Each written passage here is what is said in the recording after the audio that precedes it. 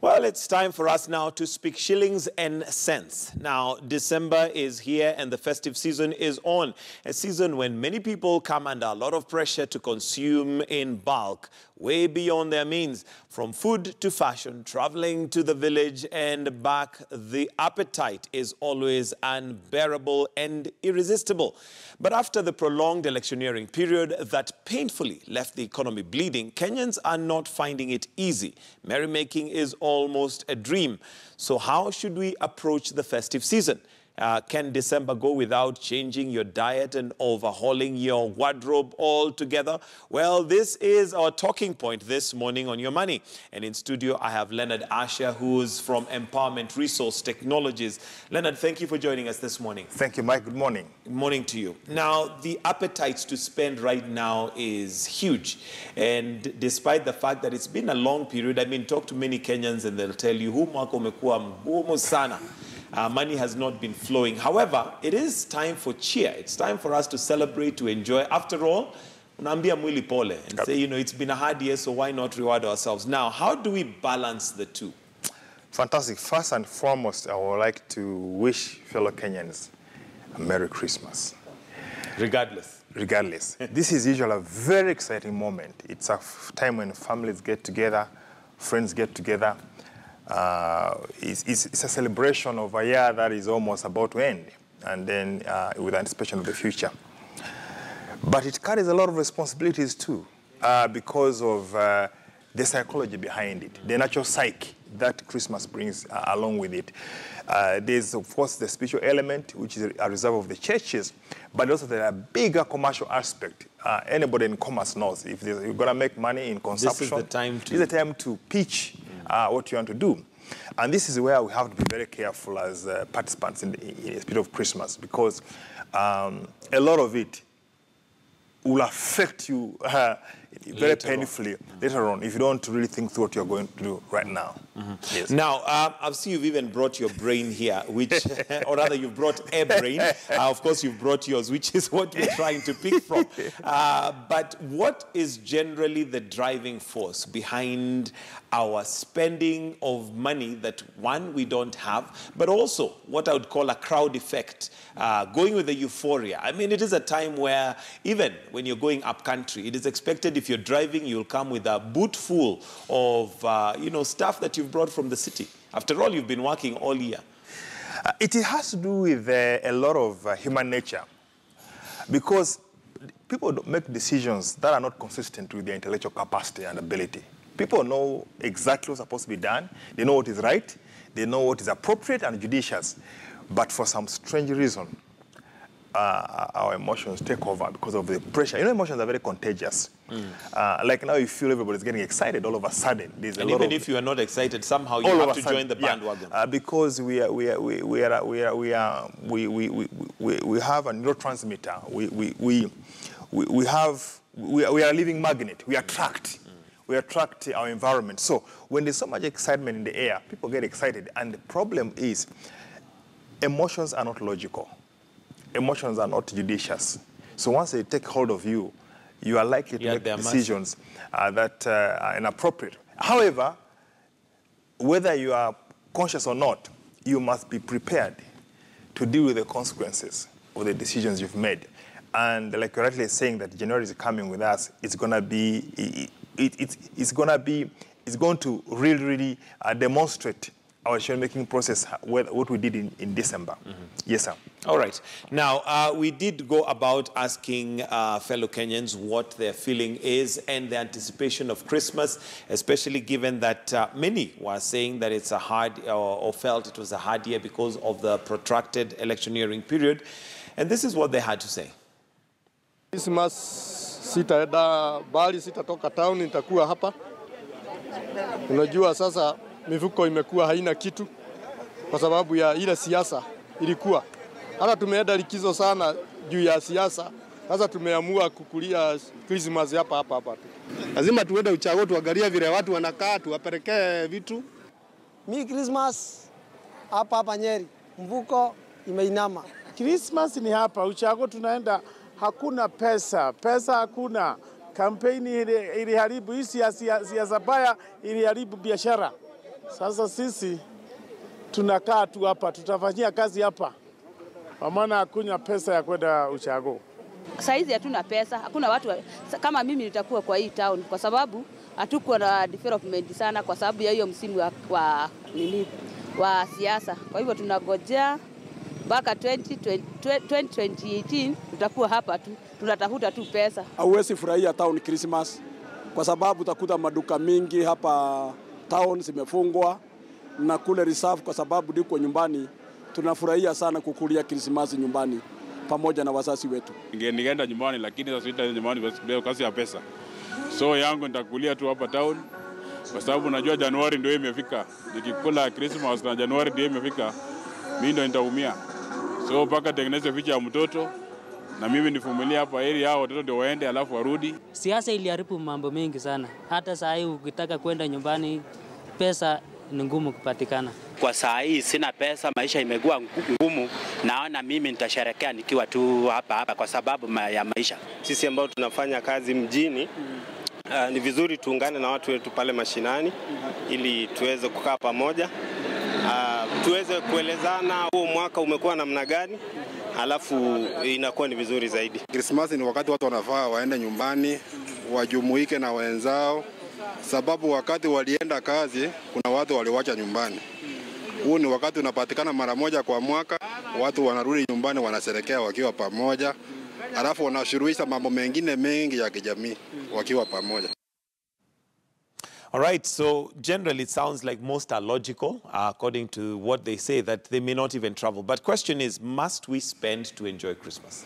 In fact, I was just observing the vast perspectives, and I see a lot of sobriety with some of the respondents there, which is that's where we need to start from. That mindset of reality, that is factual, your proper interpretation of your circumstances. Now, whether we can spend on Christmas or not is more of a cultural orientation. How we've been oriented. Some of us go back nostalgically in our formative years when Christmas made really a lot of excitement and partying. But also remember, as parents or decision makers in homes are also under pressure. Because here you are caught between a rock and a hard surface. You have your young ones who don't care about the economy. Whatever you feel about the economy is an issue. But this is where we need to have proper communication. If you ask me a question whether we need to spend on Christmas or not, I think it's a matter of personal choice, depending on your circumstances. Because what is happening, there are some people who are not affected at all. Their resources are intact, their plans are intact, and they have the resources.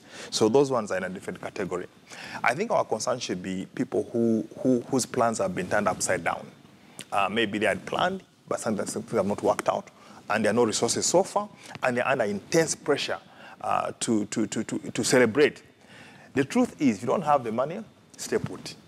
How do we get that discipline? Because like you mentioned earlier, it's an emotional process. Correct. That we're in right now. There is euphoria, there is people, basically just gearing up. And then there is also tradition. Correct. Because traditionally, either we've always traveled or gone up country. Correct. And, we expect a few goats here and there are going to suffer the ramifications of people that have come to enjoy Christmas. But the truth of the matter is we must also be realistic. How do we manage our emotions vis-a-vis the expectation that we also have? It's not even expectations from others. Even ourselves would like to, indulge and enjoy a little bit. And I like the way you're putting it, Mike. This is always my favorite tool. This is my backup. These are the days of backups. Not everything can fail. So I need to ensure that the information is intact on this side. But I want to talk about our minds, our brain, for that which represents our mind. This is the physical infrastructure, the brain, but there's the mind, which is the energy in the brain. Now, all our decisions, whether good or bad, emanate from this here. That's the starting point. If you see my legs going somewhere, my legs are innocent. The commander-in-chief is here. It's right there. When I make a decision, it's been made at this level.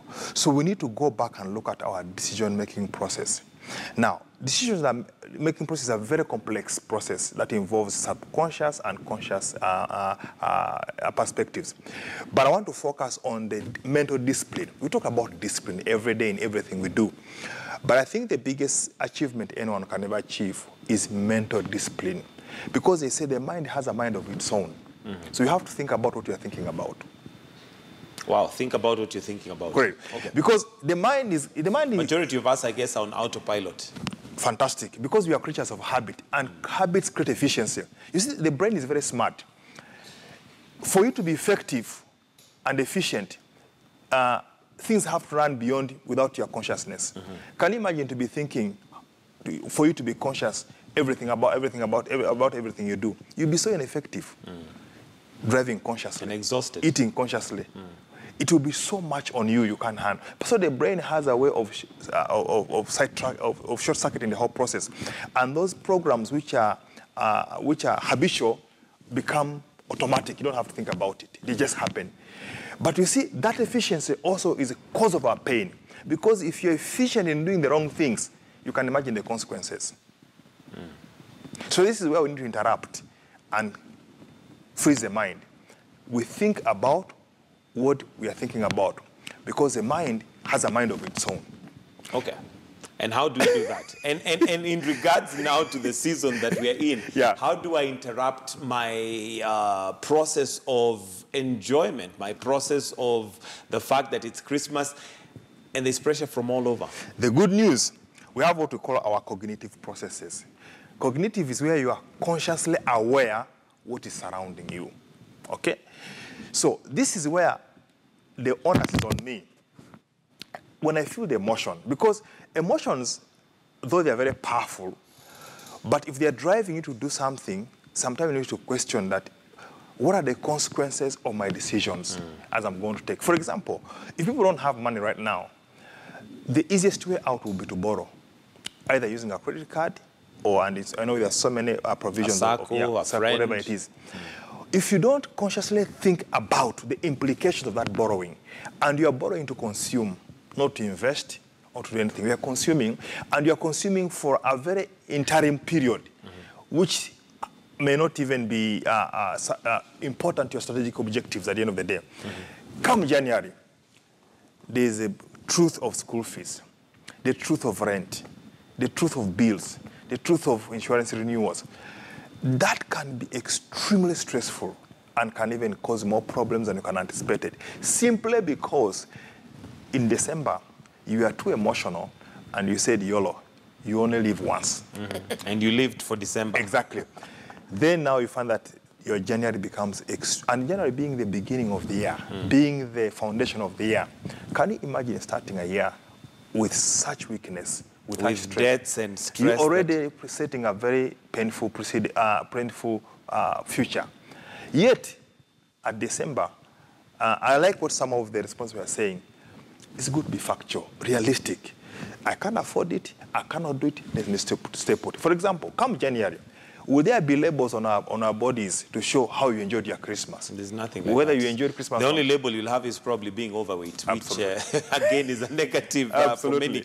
But how do we also manage the expectations of our relatives? Because this is now a social contract like we have with our friends and relatives in regards to, yes, you're coming from the city, or there are those who even may be coming from abroad, and there's expectation.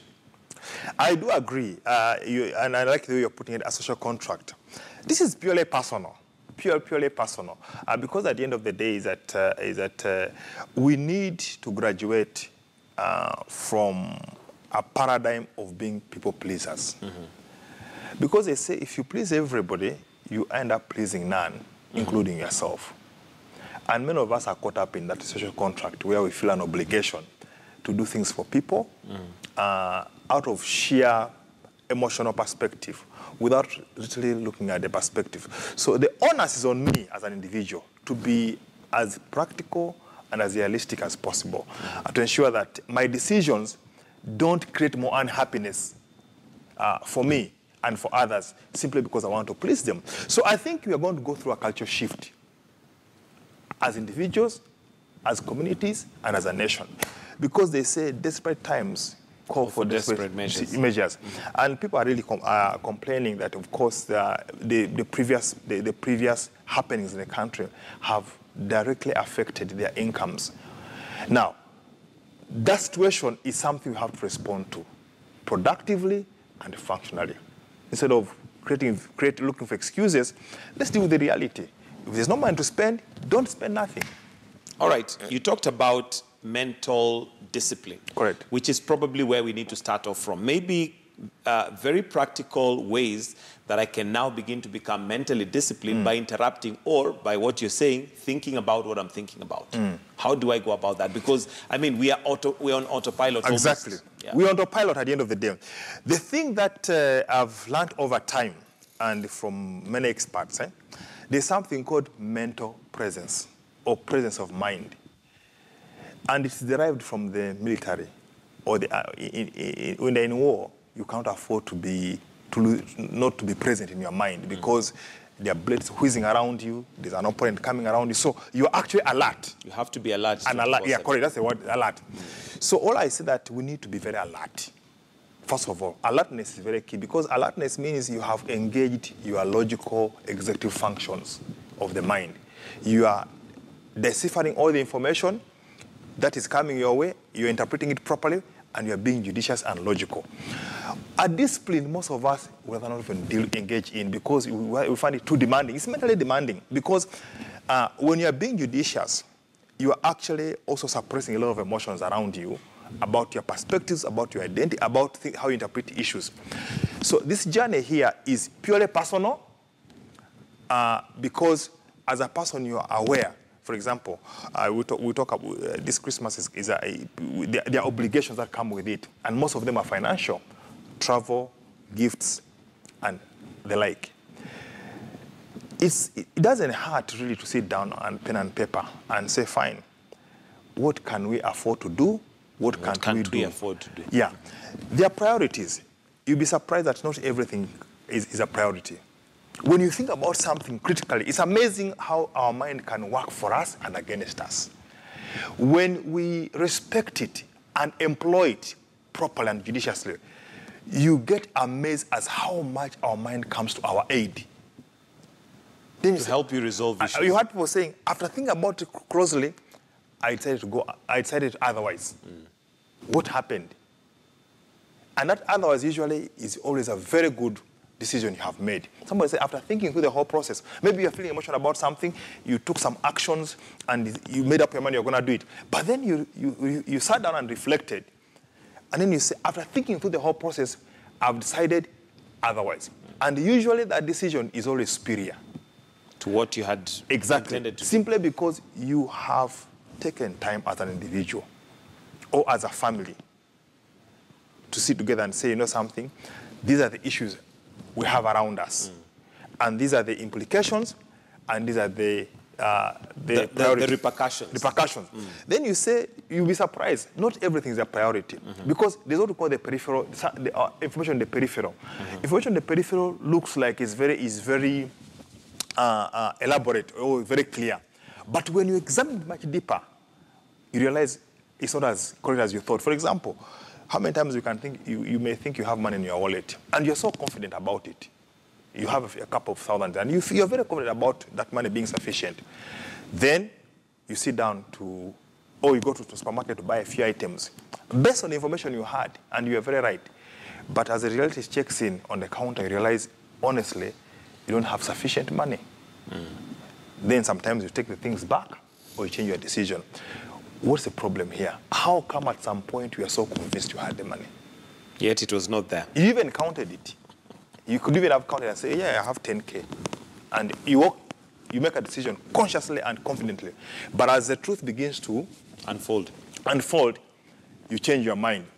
It's because you thought you had enough money, but you hadn't gone to the deeper details to look at issues in detail.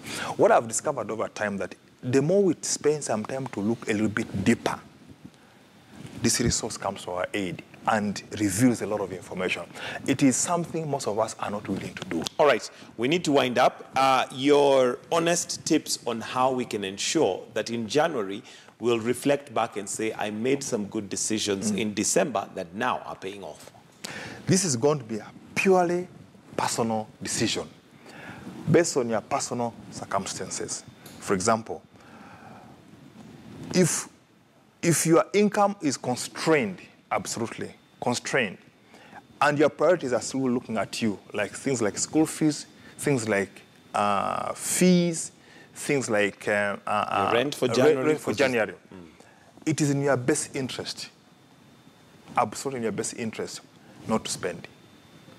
Not to spend. And also sometimes they're always substitutes. They're always substitutes. You see, you've been eating every day. From January up now, you've been eating, so you cannot say you've not been eating. You can make a small thing big. You can just be creative in your home. Amplify the Uganda that you've been having all along. You can just do the normal meals in a unique way. You know, again, what matters is not necessarily the goodies around you. What matters is the representation of those goodies. It's amazing how our mind also works for us. You can just look at, I've seen this picture on social media where someone was sitting on the floor and then he drew a cushion around it. And then from visual effects, it looked like he was sitting on a cushion. And I can tell you, whoever did that one was feeling. If the person who drew that thing was the person who was sitting on the floor, it was his attitude and made him feel much better. It made him feel much better. We are unfortunately out of time. Correct. Leonard Asher from Empowerment Resource Technologies. And thank you for reminding us that we just need to think about what we think about. Right. And hopefully that should help us have a better Christmas and more so a better New Year come January. So that's where we wind up Morning Express this morning at 8 minutes to 9. Thank you very much for keeping us company and for sharing with us your non-renewable resource, which is your time. And at this point, we wish you a wonderful and a great day. But do stay with us right here on KTN News. We've got News Center that's coming up for more news and reviews. Do have a good day. God bless. Thank you, sir.